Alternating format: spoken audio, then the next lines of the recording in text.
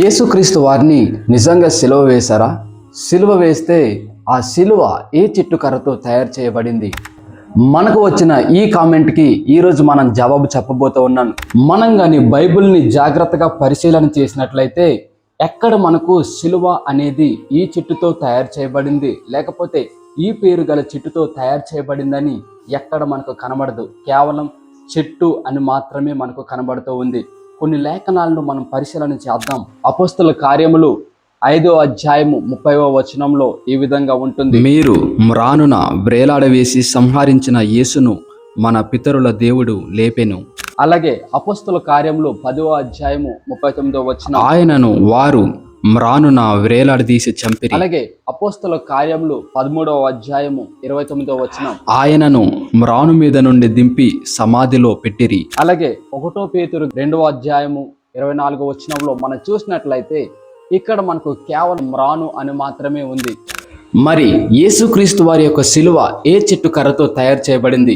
1968 సంవత్సరంలో archaeological research team వారు research చేస్తున్నప్పుడు వాళ్ళకి మొదటి శతాబ్దానికి చెందిన ఒక ఒసరి బాక్స్ అంటే ఎముకల పెట్టె దొరికింది. అందులో యోహన్నాన్ అనే వ్యక్తి యొక్క ఎముకల యొక్క శవం అయితే దొరికింది.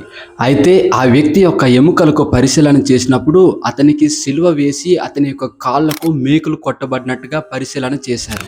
అయితే ఆ కాలుకు కొట్టబడిన ఆ యొక్క మేకుకు సిలువ యొక్క చిన్న చిన్న ముక్కలైతే అంటుకోవడం జరిగింది. ఆ ముక్కలను పరిశీలన చేసినప్పుడు అతనికి సిలువ వేసింది ఒలివ చెట్టుతో కానీ అకాసియా చెట్టుతో కానీ వేయడం జరిగిందని పరిశీలన జరిగింది.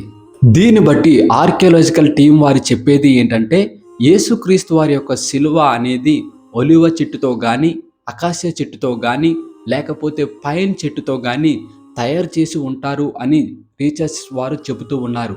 కానీ మనం బైబిల్ ప్రకారంగా చూసినట్లయితే యేసుక్రీస్తు వారిని ఏ చెట్టు సిలువతో వేశారన్నది మనకు పేరు అనేది చెప్పడం జరగలేదు. ఇంకా అనేకమైన బైబిల్ యొక్క రహస్యాలను తెలుసుకోవడానికి మన యొక్క ఛానల్ని సబ్స్క్రైబ్ చేసుకోండి.